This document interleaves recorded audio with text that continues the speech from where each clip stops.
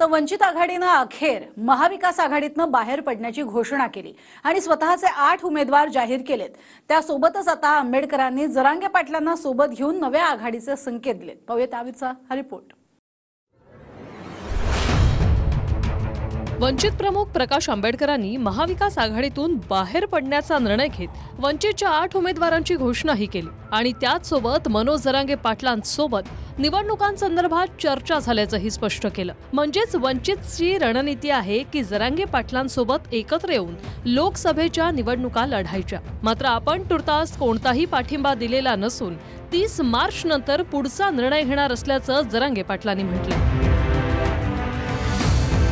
पहले फेज के जो उम्मीदवार है वंचित के जो है उनका समर्थन जरांगे पाटिल का है।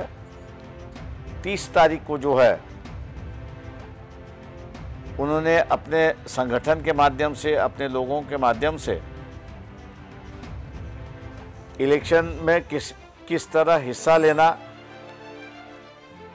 और उसमें क्या भूमिका लेना, इस पर जो लोगों से राय मांगी है, इसलिए उन्होंने कहा कि 30 तारीख तक अपन इसका फैसला ना करें तो अच्छा है। उस बात को हम लोग ने मान लिया है। ये नया गठबंधन हम लोग खड़े कर रहे हैं। 30 तारखेपर्यंत समजा द्यायचा ठरला तरी समाजाला विचारलं ना काय करायचं, आणि तशी चर्चाच झाली। आता मी जर त्यांच्या वंचितच्या सगळ्या उमेदवारांना पाठिंबा देतोय राज्यातल्या, म्हणजे 30 तारखेला निर्णय येणार आणि आधीच त्यांना देऊन मी फसविणार, आणि मला नाही वाटत ते असं म्हणले असतील म्हणून। आणि जरी म्हणले असतील तरी काय दुरुस्ती करतील ते, कारण तसं ठरलेलंच नाही काहीच। त्यांनी संकेत असे दिलेत की जरांगे पाटलाची आमची युती होणार आहे। नाही, ते काही होऊ शकतं, त्याच्याबद्दल नाही सांगता येत काहीच, ते काही होऊ शकतं। त्याच्याबद्दल मी मागं सरकणार बी नाही आणि खोटं बोलणार बी नाही। तर पाठिंब्याच्या बद्दलचा कसलाच ब्रश शब्द 30 तारखेपर्यंत झालेला नाही, हे मात्र सत्य। वंचितनं 8 जागांवर उमेदवार दिले असून नागपुरात काँग्रेसचे उमेदवार विकास ठाकरेंना पाठिंबा दिलाय।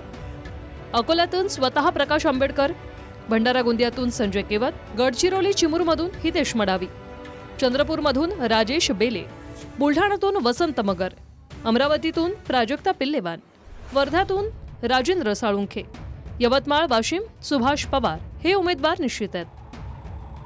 महाविकास आघाडीसोबत प्रकाश आंबेडकरांच्या बैठका सुरू होत्या, मात्र जागा वाटपावरून फिसकटलं।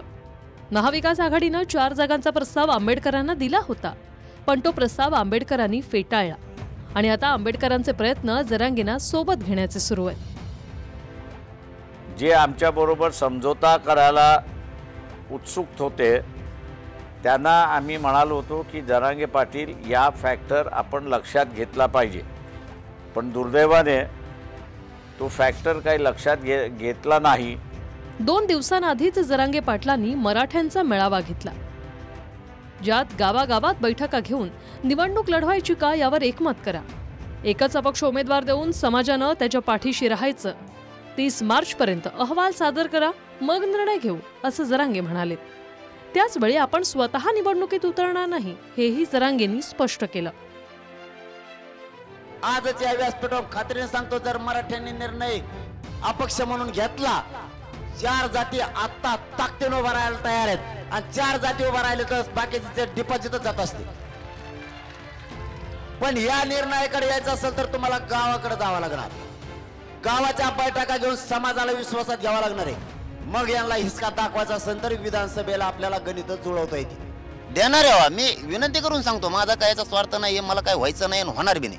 मी एकदा शब्द दिला, पण 30 तारखेपर्यंत मराठ्यांची स्पष्ट भूमिका झाल्याशिवाय ना कोणत्या उमेदवार आम्ही निवडलाय ना कोणाला पाठिंबा राज्यात कोणालाच। 30च्या नंतर मात्र 3-4 वर्ष तर सगळं क्लिअर होऊ शकतं। आम्ही धडाधड जे ठरलंय आतून आम्ही बी ठरवलंय, म्हणून सांगितलं होतं मी फडणवीस साहेबांना, तुम्ही आंदोलनात मुख्यमंत्री साहेबांसुद्धा हलक्यात जे घेतलं होतं ना, मला राजकारणात सुद्धा हलक्यात घेऊन।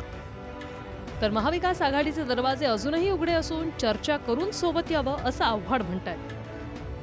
या देशाच्या वाढत चाललेल्या फॅसिझम विरुद्ध लढायचं अजूनही आमची त्यांना हात जोडून विनंती आहे की त्यांनी एकत्रित यावं। महाविकास आघाडीचे दरवाजे सताड उघडे आहेत, आपण या, आपण बसू, वाटाघाटीमधनं सगळे रस्ते निघतात।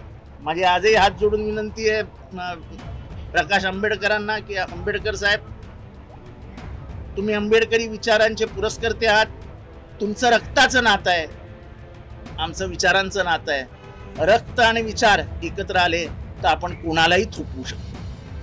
2019च्या लोकसभा निवडणुकीत वंचितमुळे काँग्रेस राष्ट्रवादी आघाडीला थेट फटका बसला होता. आता पुन्हा आंबेडकरांनी महाविकास आघाडीतून बाहेर पडण्याचा निर्णय घेतला. 2019 मध्ये ओवेसींची एमआयएम आंबेडकरांसोबत होती, त्यामुळे मुस्लिम मतं वंचितला मिळाली. आता एमआयएमची कसर जरांगे पाटलांच्या मदतीतून मराठ्यांची मतं घेऊन भरून काढण्याचा आंबेडकरांचा प्रयत्न दिसतोय. मराठा आरक्षणाच्या लढाईत जरांगेंच्या मागे मराठा समाजाचा प्रचंड जनाधार आहे.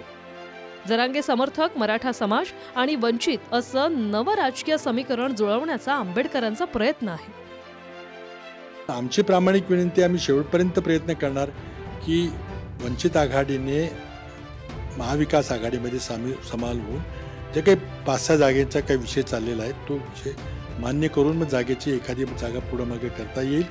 पण त्यांनी आमच्या आघाडीत यावं आणि विरोधकांच्या मताचं विभाजन टाळावं. तर त्या विरोधकांच्या मताच्या विभाजनाचा थेट फायदा नरेंद्र मोदींना होतो.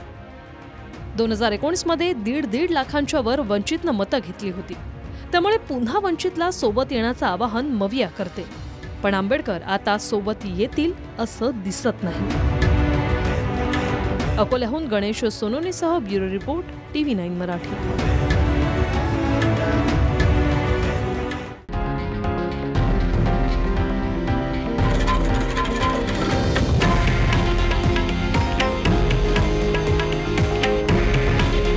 हे आहे देशातील नंबर 1 न्यूज नेटवर्क आणि आपण पाहत आहात TV9 मराठी. काळजी तुमची, हित महाराष्ट्राचं.